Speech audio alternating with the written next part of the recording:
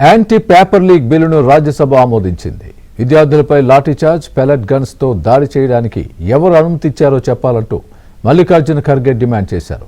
మోదీ, అమిత్ షా ఎందుకు మౌనంగా ఉన్నారంటూ ప్రశ్నించారు.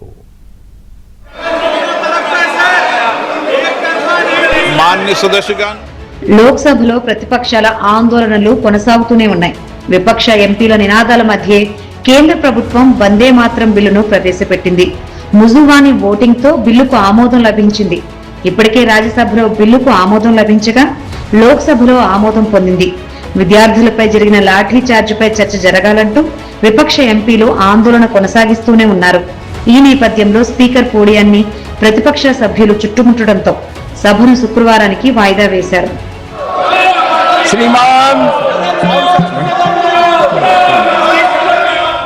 లోక్సభలో ఆమోదం పొందిన యాంటీ పేపర్ బిల్లును రాజ్యసభలో కేంద్ర మంత్రి జితేంద్ర సింగ్ ప్రవేశపెట్టారు. బిల్లుపై చర్చ సందర్భంగా గందరగోళం నెలకొంది. విద్యార్థులపై lathi charge, tear gas, pellet guns ఉపయోగించాలని ఎవరు ఆదేశించారంటూ ప్రతిపక్ష నేత మల్లికార్జున ఖర్గే ప్రశ్నించారు. కేంద్ర మంత్రి అమిత్ షా, ప్రధాని మోదీ ఎందుకు మౌనంగా ఉన్నారంటూ ప్రశ్నించారు. యూనివర్సిటీలో విద్యా విధానంలో మనస్మృతిని ప్రవేశపెట్టారంటూ ఆరోపించారు. ఆర్ఎస్ఎస్ చెప్పిన విధంగా పాఠ్య పుస్తకాల్లో ప్రవేశపెట్టారంటూ ఖర్గే వ్యాఖ్యానించారు. सिलेबस जो बदल रहे हैं आप, उसमें ये भी आ रहा है. ये क्या है?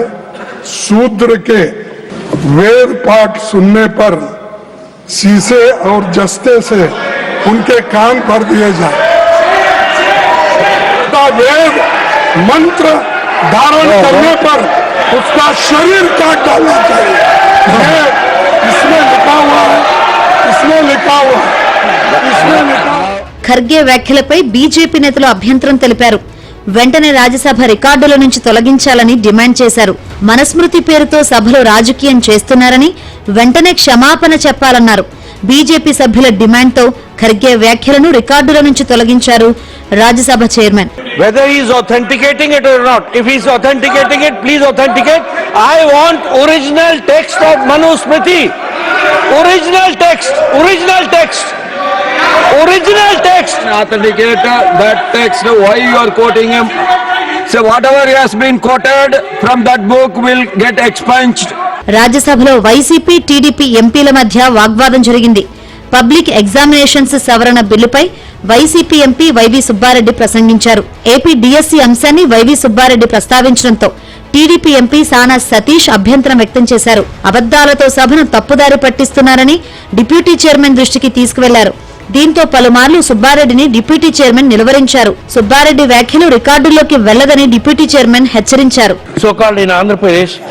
Recruitment teachers took place, sir. DSC recruitment in Andhra Pradesh attempted by 3 lakh 5. We are not discussing Andhra Pradesh. I'll be compelled to call other speaker. 390 sports. I'm warning you. Please conclude. Speak on the subject. Speak on the subject, sir. That will not. Whatever you told on Andhra Pradesh, that will not go on record. Otherwise, I will call other speaker now. Please.